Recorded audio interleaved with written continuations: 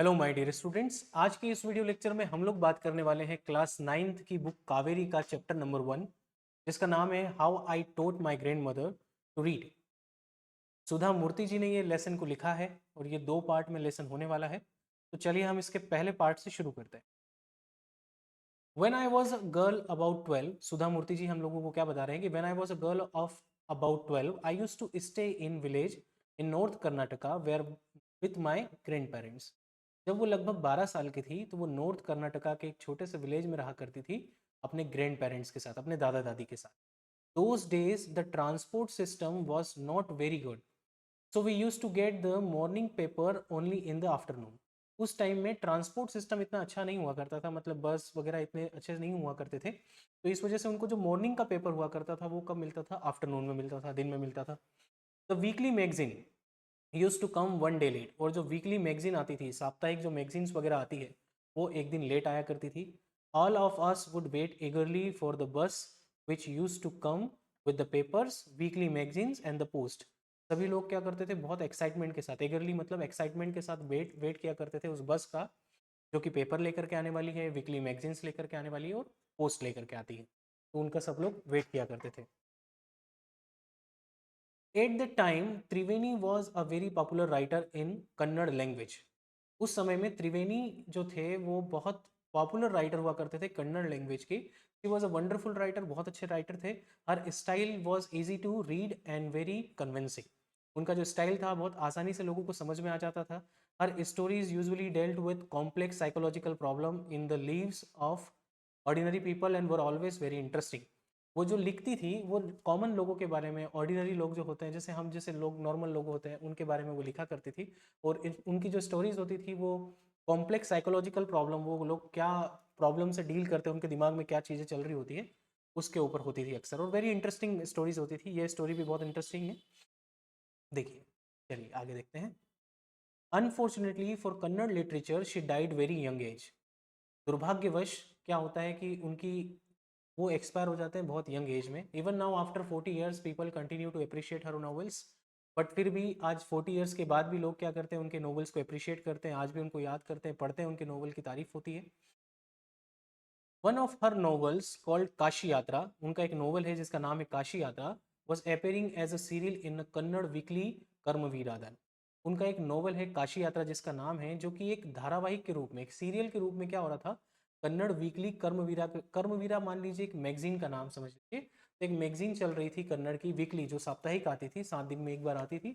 उसमें चल रहा था उनका एक नॉवल जिसका नाम था काशी यात्रा। इसमें क्या था? It is the story of an old lady and her ardent desire to go to Kashi और वाराणसी। ये कहानी एक ओल्ड लेडी की, एक बूढ़ी औरत की कहानी है, जिसकी बहुत ज़्यादा इच्छा होती है। आर्डेंट का मतलब होता है कीन, देखिए, जिसकी बहुत ज़्यादा इच्छा होती है, डिज़ायर मतलब इच्छा, काशी और वाराणसी जाने की। Most Hindus believe that going to Kashi and worshipping Lord Vishweshwara is the ultimate पुण्य। बहुत सारे हिंदूज ये बिलीव करते हैं कि काशी जाकर लॉर्ड विश्वेश्वरा की पूजा करना एक बहुत बड़ा पुण्य का काम है। This old lady also believe in this, और ये जो ओल्ड लेडी थी ये बात को बिलीव करती थी। And her struggle to go there was described in that novel, और वो जिस तरह से स्ट्रगल करती है वहां पर जाने के लिए, वो पूरा का पूरा डिस्क्राइब किया गया है इस नोवेल में। कौन से नोवेल में? काशी यात्रा, ठीक है। In the story there was also a young orphan girl who falls in love but there was no money for the wedding. इसी नोवेल के अंदर एक और लड़की की कहानी है, ऑर्फन लड़की की, एक अनाथ लड़की की कहानी है, जो कि प्यार में पड़ जाती है पर उसके पास इतना पैसा नहीं होता कि वो शादी कर पाए। In the end the old lady gives away all her savings without going to Kashi. और लास्ट में क्या होता है कि जो ओल्ड लेडी होती है वो अपनी सारी की सारी सेविंग्स क्या करती है? उस ऑर्फन लड़की को दे देती है, मतलब उस अनाथ लड़की को दे देती है। और जो भी उसने काशी जाने के लिए सेव किया था वो सारी की सारी सेविंग उसको अनाथ लड़की को दे देती। She says the happiness of this orphan girl is more important than worshipping Lord Vishweshwara at Kashi. और वो क्या बोलते हैं कि happiness of this orphan girl, इस अनाथ लड़की की खुशी ज़्यादा इंपॉर्टेंट है काशी जाकर के लॉर्ड विश्वेश्वरा की पूजा करने से। My grandmother Krishtakka never went to school, उनकी जो ग्रैंड मदर है जिनका नाम है Krishtakka, never went to school, तो शी कुड नॉट रीड। वो कभी स्कूल नहीं गए इसलिए वो पढ़ नहीं सकते। Every Wednesday the magazine would come and I would read the next episode of this story to her. During that time she would forget all her work and listen with the अच्छा पहले इतना सा कर लेते, देखिए every Wednesday the magazine would come, हर Wednesday को क्या होती थी, मैगजीन आती थी, and I would read the next episode of the story to her, और मैं उनके पास बैठ करके पूरा का पूरा एपिसोड पढ़ करके सुनाती थी और वो पास में बैठ करके सुनती थी। During that time she would forget all her work, इस दौरान क्या होता था कि वो सारी की सारी अपना काम भूल जाया करते थे, and listen with the greatest concentration, और पूरा ध्यान लगा करके स्टोरी को वो सुनते थे। कौन सुनते थे, दादी सुनते थे। Later she could repeat the entire text by heart, और उसके बाद वो इतने अच्छे से सुन लेते थे कि सारी चीजें उनको याद हो जाती थी। बाय हार्ट का मतलब होता है उनको पूरा का पूरा याद हो जाता था। My grandmother too never went to Kashi, मेरी दादी भी कभी काशी नहीं गई थी, and she identified herself with the novel's protagonist, और वो खुद को ऐसे समझती थी कि वो नोवेल के क्या है, प्रोटोगोनिस्ट है। प्रोटोगोनिस्ट का मतलब होता है मेन कैरेक्टर, जो मेन कैरेक्टर होता है नोवेल का उसको प्रोटोगोनिस्ट बोलते हैं। तो दादी क्या करती थी, खुद को ऐसा रिलेट कर पाती थी कि ये जो लेडी है जो काशी नहीं जा पा रही है ना, ये वो खुद ही है, खुद को आइडेंटिफाई कर पाती थी। So more than anybody else she was the one most interested in knowing what happened next in the story and used to insist that I read the serial out to her. तो सबसे ज़्यादा सबसे ज़्यादा वही interested होती थी ये जानने के लिए कि अगली स्टोरी में, अब स्टोरी में क्या होगा, अब आगे क्या होगा, और बार बार वो इंसिस्ट करती थी कि वो सीरियल को पढ़ करके उनको बताया जाए। After hearing what happened next in Kashi Yatra she would join her friends at the temple courtyard where with children would also gather to play hide and seek. ये सुनने के बाद वो जो नोवेल उसको राइटर उनकी दादी को पढ़ करके सुना देते थे काशी यात्रा का, तो क्या करते थे दादी, मंदिर में जा करके, मंदिर के कोर्टयार्ड में जा करके अपने दोस्तों के साथ ज्वाइन करती थी, मतलब उनके कुछ दोस्त वगैरह हो कि वहाँ बैठ करके वो ज्वाइन करते थे और बातें करते थे उस बारे में, जहाँ पर ये बच्चे भी जाया करते थे, वहाँ पर ये हाइड एंड सीक खेला करते थे। देखिए यहाँ पे फोटो में दिख रहा है आपको दादी किस तरह से अपने दोस्तों के साथ बैठ करके बातें कर रही है। देखिए आगे देखते हैं। She would discuss the latest episode with her friends, और वो क्या करते थे, लेटेस्ट एपिसोड को अपने दोस्तों के साथ डिस्कस करते थे। At the time I never understand why there was so much debate about the story, उस टाइम पे मुझे ये बात समझ में नहीं आती थी कि इस स्टोरी को लेकर के इतनी डिबेट क्यों है, इतनी बातचीत क्यों है। Once I went for a wedding with my cousins to the neighbouring village, in those days a wedding was a great event. एक बार क्या हुआ कि वो राइटर जो होते हैं वेडिंग में जाते हैं अपनी कजिन के साथ में एक पास के गांव में। उस दिनों में क्या होता था कि शादी एक बहुत बड़ा इवेंट हुआ करता था, बहुत बड़ा फंक्शन हुआ करता था। विच चिल्ड्रन एंजॉय अवर सेल्फ थ्रूली, और बच्चे बहुत ज़्यादा उसमें मस्ती किया करते थे, एंजॉय किया करते थे। We would eat and play endlessly, बच्चे खाते थे खेलते थे, उनको कोई भी रोकने टोकने वाला नहीं होता था। Savouring the freedom because all the elders were busy, अपना जितना वो एंजॉय कर पाते थे उतना एंजॉय करते थे। जैसे देखिए savouring enjoy to the fullest, मतलब कि वहाँ कोई रोकने टोकने वाला नहीं होता था, वो खा सकते थे, खेल सकते थे, जितना एंजॉय कर सकते थे करते थे, उनको पूरी की पूरी फ्रीडम मिल जाती थी क्योंकि सारे एल्डर्स क्या होते थे, बिजी होते थे। I went I went for a couple of days but ended up staying there for a week, वो लगभग जो राइटर्स थे हमारे कपल ऑफ डेज के लिए वहाँ पर गई थी, बट वहाँ पर लगभग एक हफ्ते के लिए रुकते हैं। When I came back to my village, I saw my grandmother in tears. I was surprised. जब वो वापस से अपने विलेज आती है तो देखती है कि उनकी ग्रैंड मदर की आंखों में आंसू थे, और वो बहुत ज़्यादा शॉक्ड हो जाती है, सरप्राइज हो जाती है। For I had never seen her cry even in the most difficult situation, क्योंकि उन्होंने कभी भी अपनी दादी को मुश्किल से मुश्किल सिचुएशन में रोते हुए नहीं देखा। What had happen, I was worried, वो उनसे पूछते हैं व्हाट हैड हैपन, क्या हो गया, उसको बहुत चिंता हो रही थी। Avva, is everything all right, are you okay. Avva, वो अपनी दादी को अव्वा बोल करके बुलाते थे, पूछती है कि क्या सब कुछ ठीक है, क्या तुम ठीक हो।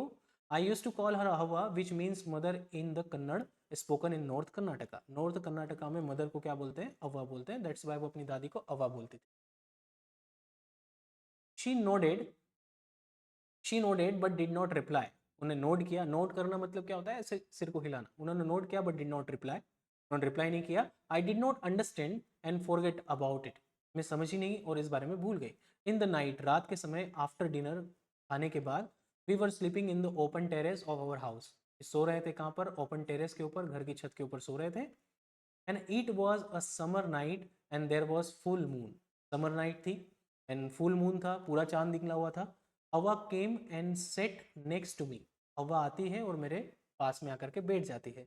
हर affectionate hands touched my forehead, I realised she wanted to speak, I asked her what is the matter, अपने प्यार भरे हाथों से मेरे फोरहेड को लगाती है, फोरहेड मतलब ये वाला हिस्सा है, उसके ऊपर टच करती है, तब मुझे ऐसा लगता है कि वो कुछ कहना चाहती है। मैं उनसे पूछती हूँ व्हाट इज द मैटर, क्या हुआ।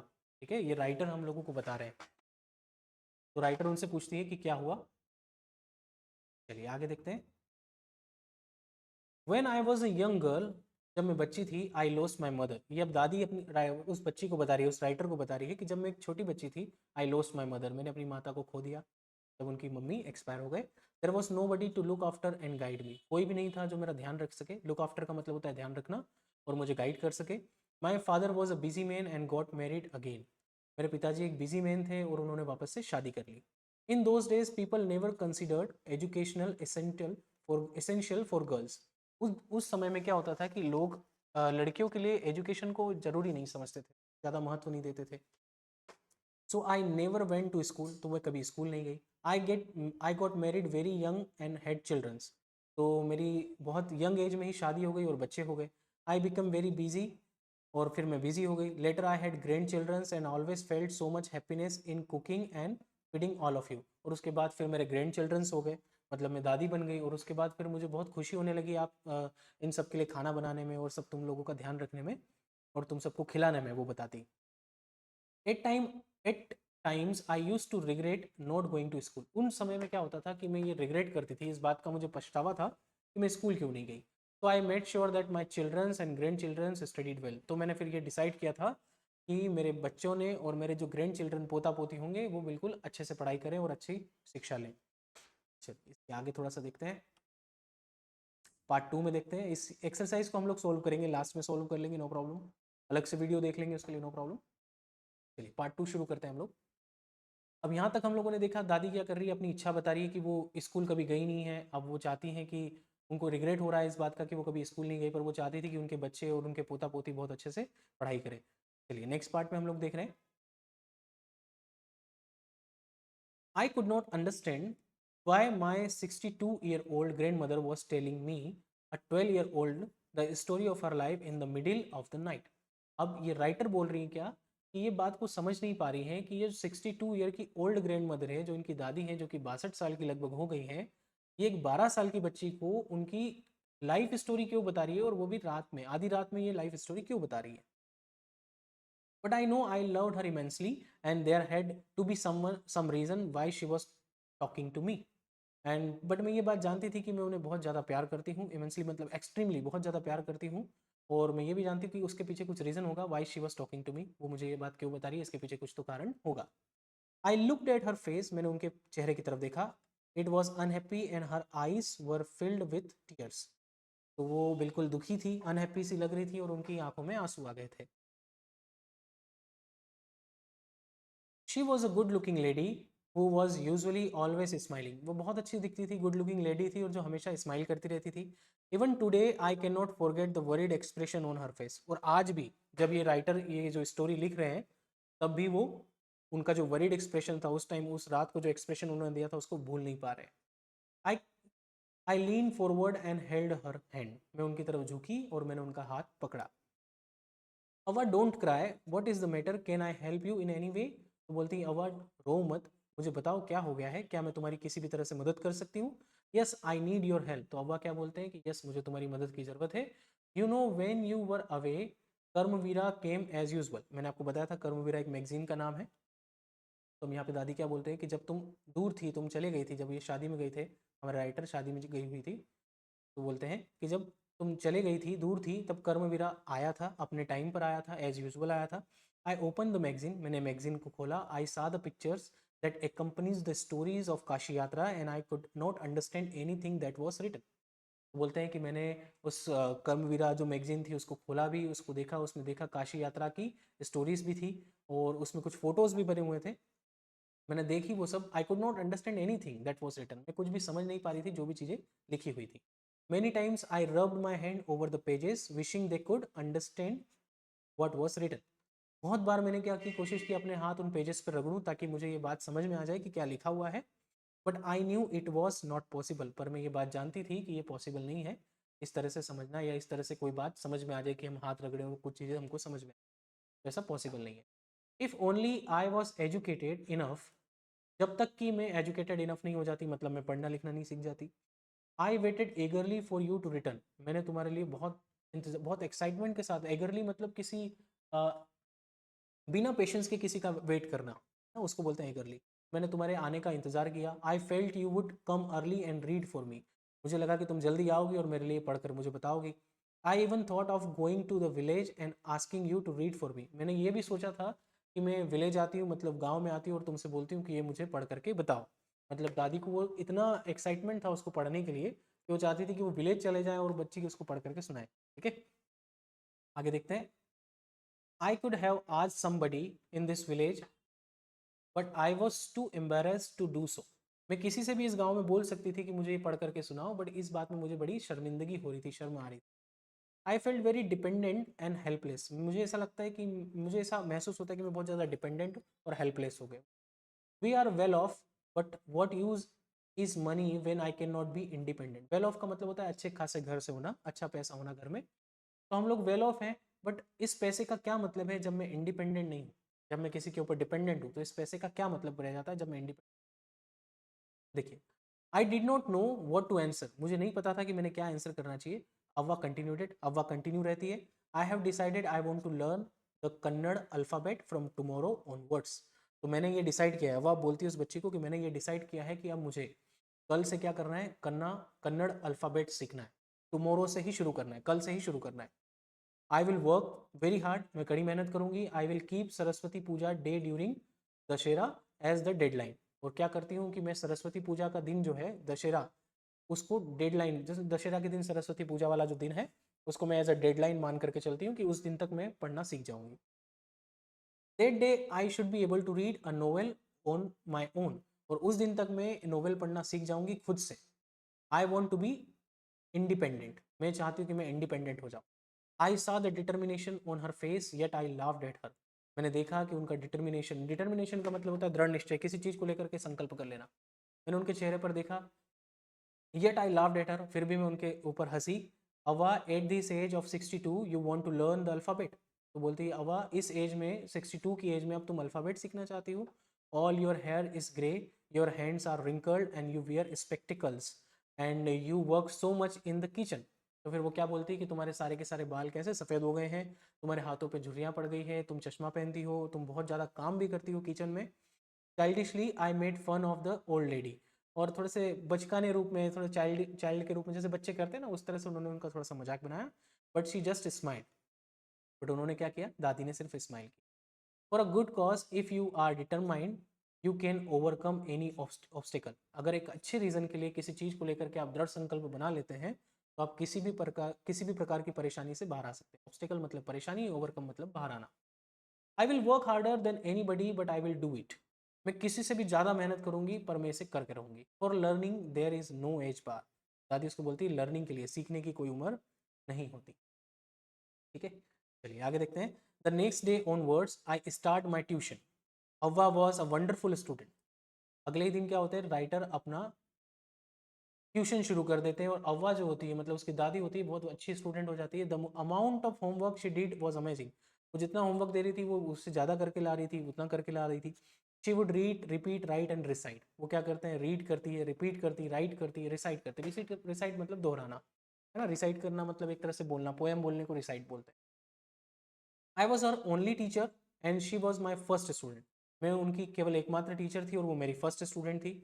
Little did I know then that one day I would become a teacher in computer science and teach hundreds of student, और उसके बाद मुझे ऐसा लग रहा था, थोड़ा थोड़ा ऐसा अंदर से लग रहा था, राइटर को ऐसा अंदर से लग रहा था कि एक दिन वो कंप्यूटर साइंस की बहुत बड़ी टीचर बनेगी और हंड्रेड्स ऑफ स्टूडेंट्स को पढ़ाएगी, बहुत सारे बच्चों को पढ़ाएगी। The Dasara festival came as usual, Dasara festival आ गया।